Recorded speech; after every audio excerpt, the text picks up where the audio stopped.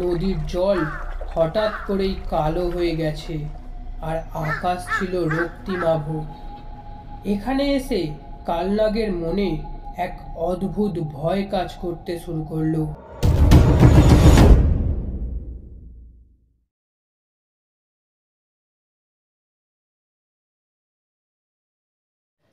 বহুদিন আগের কথা, এক গভীর জঙ্গলের পাশে ছিল এক বিস্তীর্ণ নদী। সেই নদীর জলে বাস করত এক বিশাল কুমির, যার নাম ছিল কালনাগ। সে ছিল বনের সবচেয়ে ভয়ঙ্কর প্রাণী। নদীর সব প্রাণী, এমনকি বনের পশুরাও তার নাম শুনলে ভয় পেত। কিন্তু কালনাগের একটাই দুঃখ ছিল, সে ছিল একা। তার মতো শক্তিশালী আর বুদ্ধিমান সঙ্গী কেউ ছিল না। নদীর অন্যান্য কুমিররা তাকে ভয় পেত, আর সে কাউকে আপন করতে পারেনি। একাকিত্বের যন্ত্রণা তার হৃদয়ে দগদগে ক্ষতের মতো বাসা বেঁধেছিল। এক রাতে কালনাগ এক অদ্ভুত স্বপ্ন দেখল।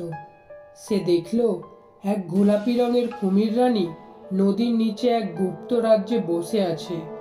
তার চোখ দুটি জ্বলজ্বল করছে।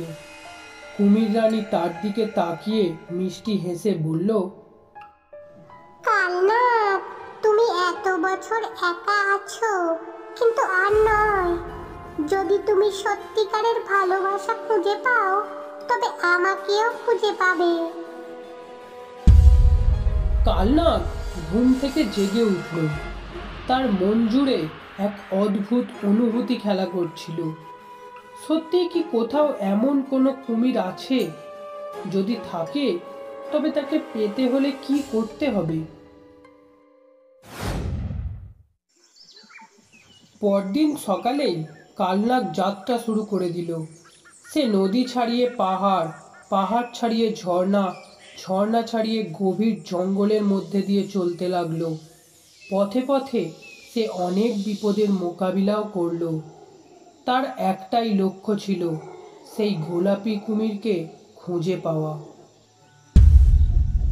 কিছুক্ষণ পর সে এক বৃদ্ধ নেকড়ের দেখা পেল, যে কিনা সূর্যের আলোয় তার গা সেঁকছিল।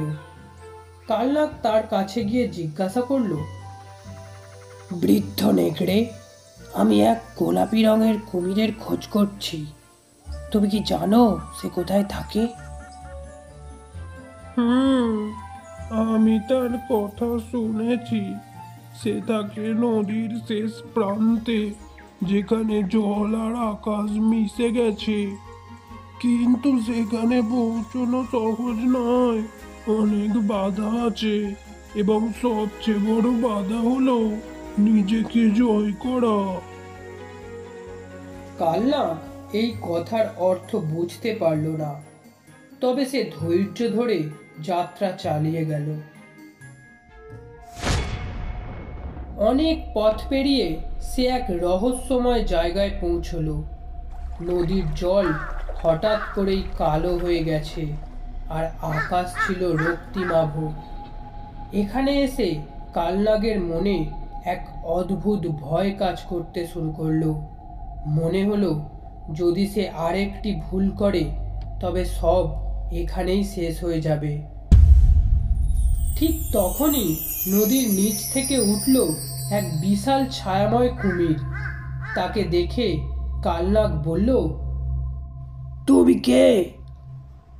আমি তোমার নিজেরই ছায়া।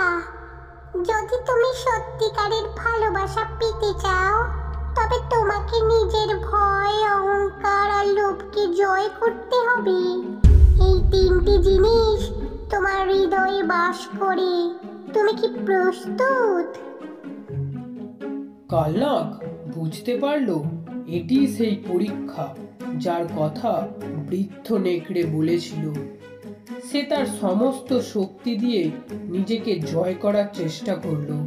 অহংকার ঝেড়ে ফেলল, লোভ থেকে মুক্ত হলো, আর ভয়কে দূরে ঠেলে দিল। ঠিক তখনই নদীর জল স্বচ্ছ হয়ে উঠল।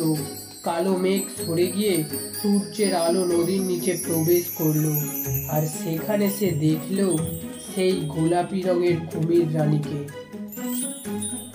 তুমি প্রমাণ করেছো যে তুমি যোগ্য।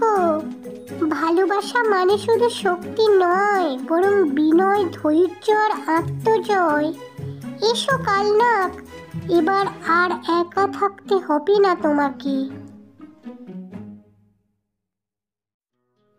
এরপর থেকে তারা একসঙ্গে নদী রাজ্যে শাসন করলো এবং ভালোবাসা ও শান্তির বার্তা চারিদিকে ছড়িয়ে দিল।